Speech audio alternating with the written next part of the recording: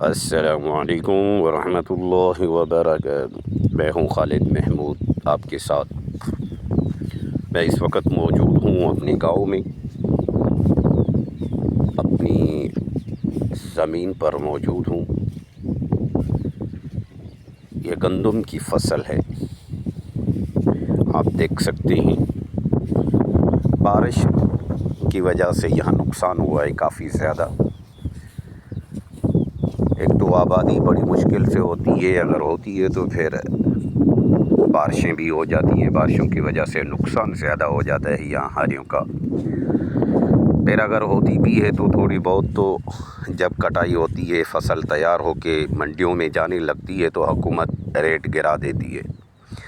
جب فصل کا ٹائم ہوتا ہے اگانے کا تو اس وقت حکومت ریٹ آسمان کی بلندیوں پر پہنچا دیتی ہے گندم کا یا ساریوں کا۔ جب کٹائی ہو جاتی ہے، کسان بیچارہ محنت کرتا ہے، رات دن محنت کر کے فصل کے تیاریوں میں لگا رہتا ہے۔ جب اس کی محنت کی سکھ کا فائدہ اٹھانے کا ٹائم آتا ہے تو حکومت کسان کی محنت اور کسان کے پسینے کو پانی کی طرح بہا دیتی ہے، تو اس کا ریٹ بالکل ہی نیچے گرا دیا جاتا ہے۔ کسان کی محنت کسان کے جو خرچہ آبادی پر ہوتا ہے، فصل پر کرتا ہے کسان، وہ خرچہ بھی کسان کا نہیں نکلتا۔ تو میں حیران ہوتا ہوں اس چیز پہ کہ سبزی کی منڈی میں سبزی کا ریٹ سبزی کا تاجر طے کرتا ہے، آلو کا تاجر آلو کا ریٹ طے کرتا ہے، ٹماٹر کا تاجر ٹماٹر کا ریٹ طے کرتا ہے، کپڑے کے دکان پہ جاؤ تو کپڑے کا ریٹ کپڑے کا تاجر طے کرے گا، چپل کی دکان پہ جاؤ تو چپل کا تاجر چپل کا ریٹ طے کرے گا، گھی پکوان وغیرہ لینے جاؤ تو ان کا تاجر گھی پکوان کا ریٹ طے کرے گا، مال اور جانور کی منڈی پہ جاؤ تو جانوروں کی منڈی کے بیپاری وہاں کے ریٹ طے کرتے ہیں۔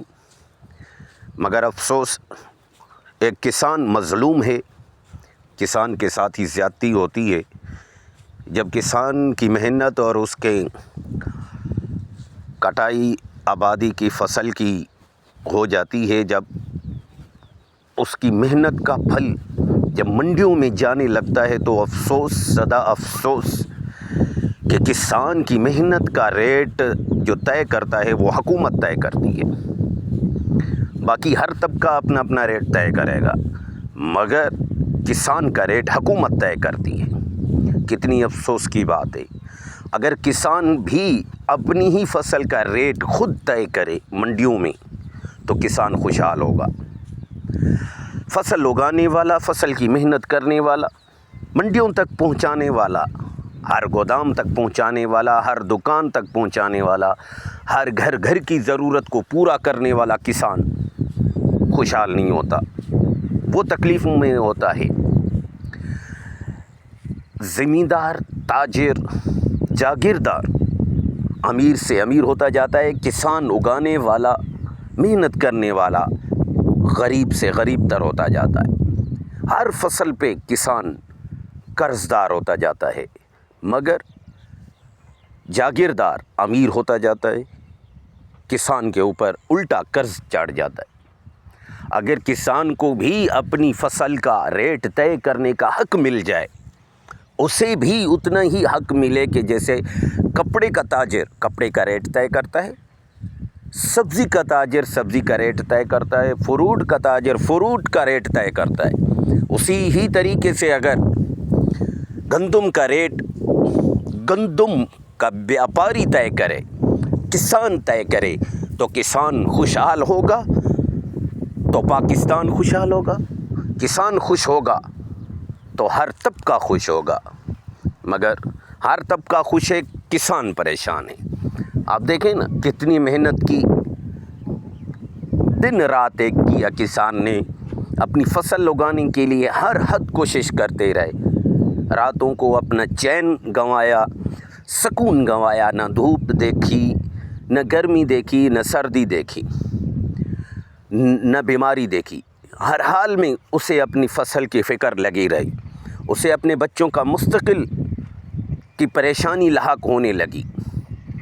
جب فصل کا بیج ڈالا گیا، گندم کا یا کسی بھی فصل کا اگایا گیا، اسے تیار ہونے لگی تو اللہ کی طرف سے آزمائش آنے لگی، بادل گرجنے لگے، بادل برسنے لگے، ہوائیں چلنے لگیں، آندھی آنے لگی، طوفان آنے لگی۔ جب آندھی چلتی ہے تو کسان کا دل دھڑکتا ہے، پانی کی بوند گرتی ہے، آسمان سے زمین پر گرنے لگتی ہے تو کسان کی محنت اسے ضائع ہونے نظر آنے لگتی ہے۔ طوفان یا آندھی آنے لگے تو کسان کو اپنی محنت ضائع ہونے کا ڈر لگنے لگا۔ کسان تو ہر طرح سے پریشان، ہر طرح سے تکلیف میں، مگر افسوس آج تک کسان کے ساتھ کسان کے نقصان کا ازالہ نہ ہوا اور نہ کسی نے کیا۔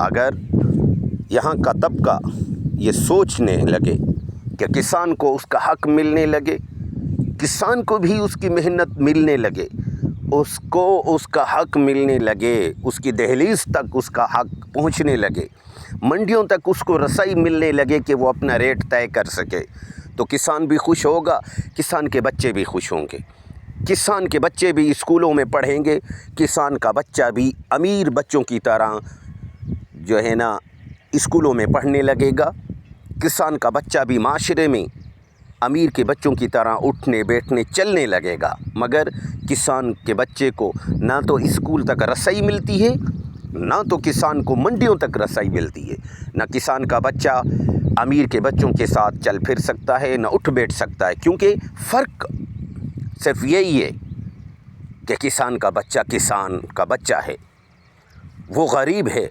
اس لیے وہ امیر کے بچوں کے ساتھ اٹھ بیٹھ نہیں سکتا، کھا پی نہیں سکتا، برابری نہیں کر سکتا، اس لیے کہ امیر کے بچے کا پیٹ کسان ہی پالتا ہے، کسان ہی پورا کرتا ہے اس کا اناج۔ مگر کسان کے بچے کو امیر کے بچے کے ساتھ کھیلنے کا بھی موقع نہیں ملتا۔ کیوں؟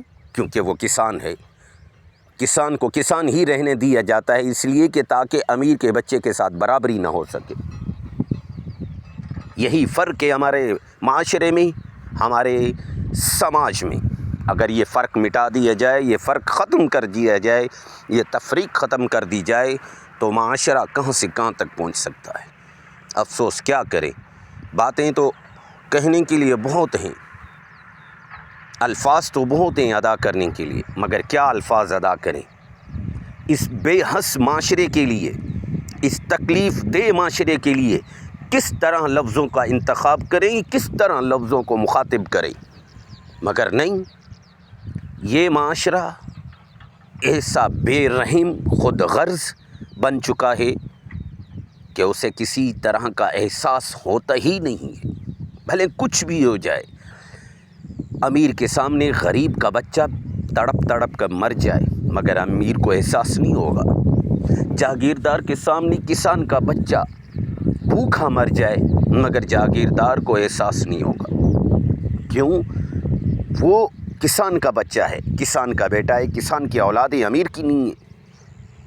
امیر کے بچے گھروں میں عیش و آرام سے مرغیاں کھائیں، مٹن بیف کھائیں، ہر طرح کا کھانا کھائیں، مگر غریب کا بچہ، کسان کا بچہ گھر میں دال کھا کے شکر ادا کر کے سوتا ہے۔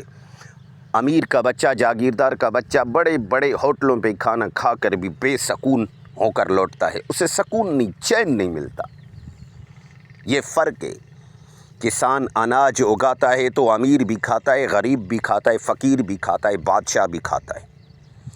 کسان اگر اناج اگانا بند کر دے، یہ امیر بھوکے مر جائیں گے، امیر کے بچے بھوکے مر جائیں گے۔ کسان اناج اگانا بند کر دے، جاگیردار کے بچے گاڑیوں میں بیٹھنا بھول جائیں گے۔ کسان کا بچہ یا کسان آبادی یا فصل تیار کرنا چھوڑ دیں تو ہر جاگیردار بھیک مانگتا ہوا آپ کو نظر آئے گا، کیونکہ وہ کمانا نہیں جانتے، وہ کسان کے خون پسینے کی کمائی کو کھاتے ہیں، کسان کے خون پسینے کی کمائی کو وہ جو منڈیوں میں بیچتے ہیں۔ افسوس ہے، کیا کہیں، کیا کچھ کہہ سکتے ہیں مگر کیا کریں۔ یہیں پہ ہی ہم اپنی ویڈیو کا اختتام کریں گے۔ آپ سے گزارش ہے کہ ہمارے چینل کو سبسکرائب کریں، لائک کریں اور کمنٹ کریں، زیادہ سے زیادہ ہمارے چینل کو سپورٹ کریں اور کسان کا ساتھ دیں تاکہ کسان آگے بڑھ سکے، کسان کا حقوق مل سکے۔ تو آپ سے اجازت چاہیں گے، اللہ حافظ۔ اگلی ویڈیو کے ساتھ ایک بار پھر آپ کے ساتھ شریک ہوں گے، مخاطب ہوں گے۔ تب تک اپنے چاہنے والوں کو اجازت دیجیے گا، اپنی دعاؤں میں یاد رکھیے گا۔ السلام علیکم۔